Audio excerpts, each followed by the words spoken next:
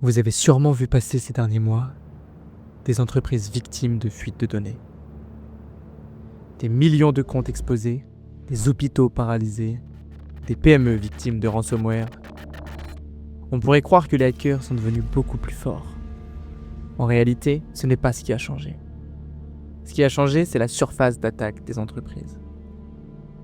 Et aujourd'hui, même une entreprise bien protégée peut devenir vulnérable sans s'en rendre compte. Dans l'actualité également, cette nouvelle fuite de données qui a de quoi inquiéter.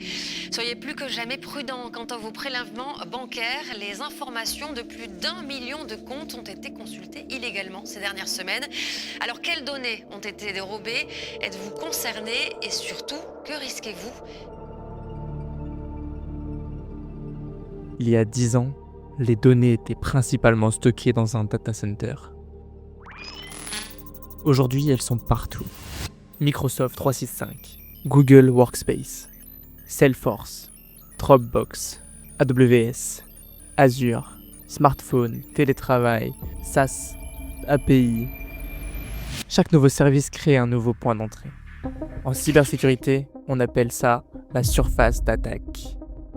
Plus cette surface grandit, plus le nombre de chemins permettant d'accéder aux données augmente.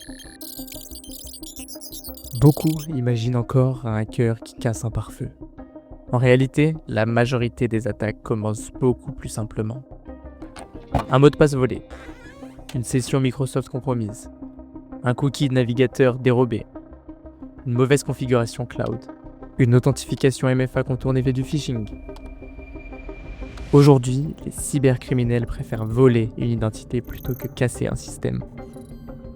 Pendant longtemps, les emails frauduleux étaient faciles à repérer. Des fautes d'orthographe, du mauvais français, des adresses étranges.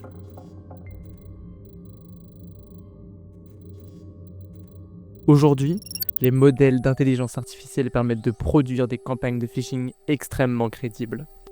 Les attaquants automatisent également la recherche des vulnérabilités, la génération des faux sites, la personnalisation des attaques, l'analyse d'organigrammes.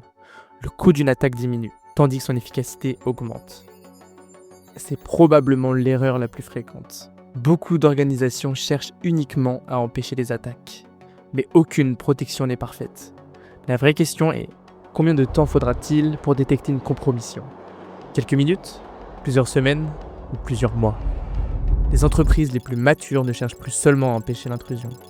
Elles cherchent à la détecter rapidement et à limiter son impact. C'est toute la logique du Zero Trust, de l'EDR, du XDR et du monitoring continu. Pourquoi les fuites deviennent publiques? Autrefois, beaucoup d'incidents passaient inaperçus. Aujourd'hui, les obligations réglementaires imposent souvent de notifier les violations de données. Les groupes de ransomware pratiquent également la double extorsion. Ils ne se contentent plus de chiffrer les systèmes. Ils exfiltrent les données avant, puis menacent de les publier. Le résultat? Les fuites sont désormais visibles par tout le monde. Alors non, les fuites de données ne sont pas en explosion parce que les hackers sont devenus des génies. Elles explosent parce que nos systèmes d'information sont devenus beaucoup plus complexes, plus distribués, plus connectés et plus difficiles à surveiller. La cybersécurité moderne consiste moins à construire des murs qu'à comprendre ce qui se passe en permanence sur son système d'information. Alors si vous êtes dirigeant, responsable informatique ou RSSI, posez-vous cette question. Savez-vous réellement où se trouvent vos données sensibles aujourd'hui? Si la réponse est non, il est peut-être temps de réaliser un véritable état des lieux. Chez Optinet Security, nous accompagnons les entreprises pour réduire leur surface d'attaque, améliorer leur visibilité et renforcer leur résilience face aux menaces actuelles.